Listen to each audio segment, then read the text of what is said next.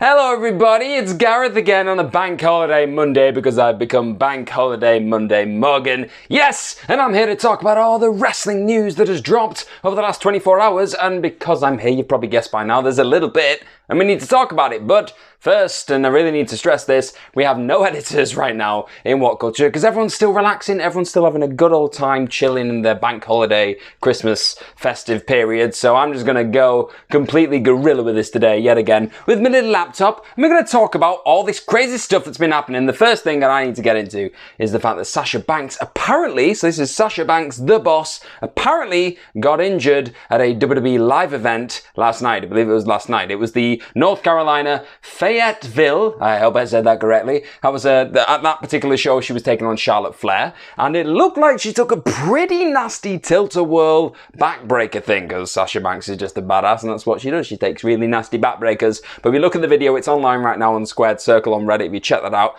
You see her take this backbreaker and wince a little bit, and then like she gets pinned by Charlotte Flair, kicks out of the pin, and the ref comes over and they have a bit of a chat, and it seems like things are going a bit awry, but she did continue on. She finished the match. I believe she got hit by the natural selection for the finish, which means Flair, the champion, won the match. But then after that, the ref threw up the X signs, the dreaded X signs, which do normally mean that somebody is genuinely injured. And then after this, she got helped to the back by a referee and the WWE ringside physician, Dr. Chris Amann. You all know that guy. But now we've had a bit of a development. So that was the story at first, and everyone was thinking, oh my God, what's going to happen to Charlotte Flair? Not Charlotte Flair, Sasha Banks. It's already going so well, this video, as you can tell. But Sasha Banks then took to Twitter and she said, don't worry guys, I'm good. Thank you for the love.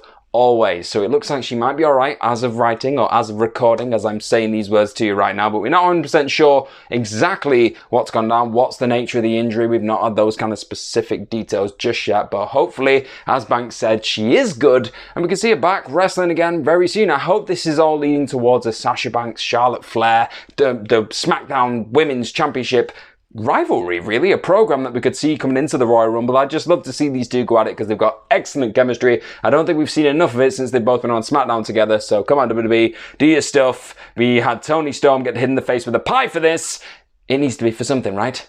And our next little nugget of news that we have for you right now revolves all around a certain charismatic enigma who was, again, released from WWE quite recently. I'm sorry that this seems to be a weird trend going through this video, but that's just going to be the case with WWE right now because they just keep releasing people. But Jeff Hardy is the man that we're talking about, and he appeared on his brother Matt Hardy's Twitch, apparently. So this happened. I know you keep wondering why I'm looking down, but it's because I've got a laptop and we're improvising. Deal with it. And he popped up on the Matt Hardy, the House Hardy Twitch stream thing with Rebby Hardy as well. They were all having a chat and he was just talking, they were just having a good time, and then they revealed that Jeff Hardy is going to be the first guest on the Extreme Life of Matt Hardy. It's going to be his new podcast, Matt Hardy's new podcast, and they're going to talk about the 1999 ladder match, the big old iconic ladder match they were a part of at No Mercy, featuring the Hardy Boys and Edge and Christian, and that podcast is going to go out on January 7th, so it's not too far away actually. I think it's like within the next week, so keep your eyes out on that. And John Alba is going to be the co-host of this podcast with Matt Hardy, and he went on to tweet, I'm not BSing you and saying this to promote my podcast. The 45 minutes that Jeff spends on this podcast with Matt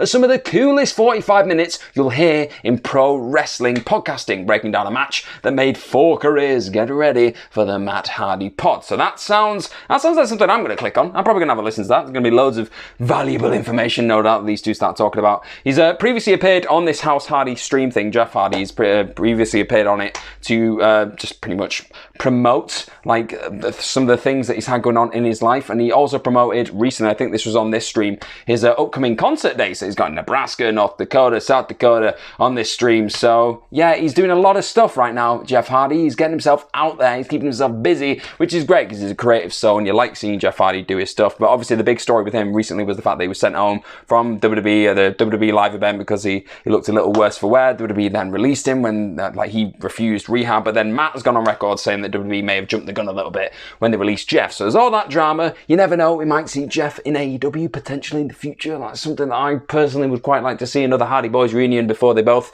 ride off into the charismatic sunset. But hey, this is just one guy's opinion. But another opinion that a lot of people seem to have right now revolves again, and I'm doing a lot of revolving today, I understand this, but it revolves around Scarlett Bordeaux being quite popular on OnlyFans, and she's been so popular that she's had to kind of stop doing requests on OnlyFans because that many people have been like, oh my god, we want to see a bit of Scarlett Bordeaux, and more power to her at this point. She seems to be getting a lot of demand. She's supplying as best she can, but sometimes you get overwhelming demand and you need to just hold back on the supplying. But as she said, when it comes to a new OnlyFans account, she said, hey everyone, I got a massive outpour for custom requests and I will be closing them until I've been able to respond and look at all of them. I put a lot of work into every request that I do, and if I pick your custom, I will get back to you. So thanks for the patience. I'll also be getting a list of clothing together soon as well. And she started mentioning some of the kiss cards, some of the other things she's doing. But like you can see there, she's got a lot of stuff that she's doing with her OnlyFans. She's really trying to like touch as many bases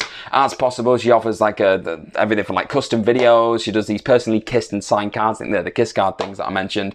And she's also starting to do outfits of her own that she's going to start auctioning off. So I like this. It's showing a lot of what's the word? It's showing that she's quite the entrepreneur. Like she's thinking outside the box when it comes to just going at the market, really, going at the independent market and just forging her own path post WWE. And speaking of a path post WWE, she is going to be popping up at WrestlePro's Killer Instinct event, and that's on Saturday, February 5th. That's in Rahway, New Jersey. She's going to be going up against the debuting Harley Cameron. I think that's one of her friends, but she's a fiance of NXT superstar Zion Quinn. We all know Zion Quinn, you know, the guy who's trying to chat up Elektra Lopez. Yeah, he's got a fiance in real life, so yeah, probably shouldn't have said that out loud. Sorry, mate. And also, Karrion Kross, who is the long-time partner of Scarlett Bordeaux. He'll be wrestling Flip Gordon on that very same night, but these two were, obviously, again, there were two people who were released from WWE recently. I'm so sorry that I keep mentioning these releases. We can't escape them. Fingers crossed, 2022 sees less releases, and there's not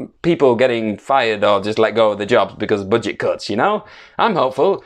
I'm sure you are too. But the last story, thankfully, does not revolve around releases. It's about a big set of meaty men doing big meaty things, hopefully in a big meaty main event very, very soon. You know what I'm talking about. I'm talking about Brock Lesnar, the now current WWE champion, which is very weird to say after a crazy turn of events over the last couple of days.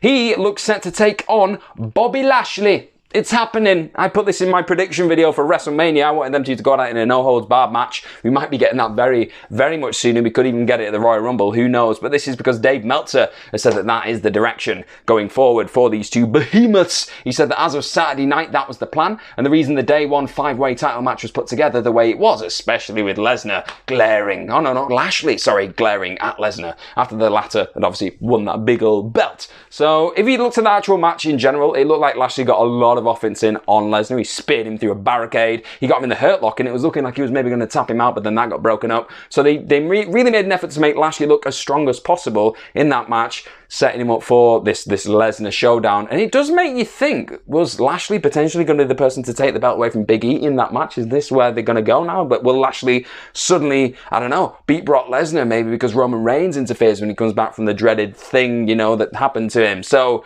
there's a lot of things that are up in the air right now, and it really gets me very much excited. It is said at this moment that they are still kind of angling for that Lesnar-Roman Reigns match at some point in the future. It's now looking an awful lot like it's going to be at WrestleMania, which I'm not really against at this point. It's probably been the best piece of storytelling that WWE have done over the last 12 months, which I know at times isn't saying an awful lot, but that does look very much like it's going to be a thing in WWE, but we're finally going to get it. We're finally going to get Bobby Lashley and Brock Lesnar, the two legitimate former MMA guys beating the ever-loving crap out of each other.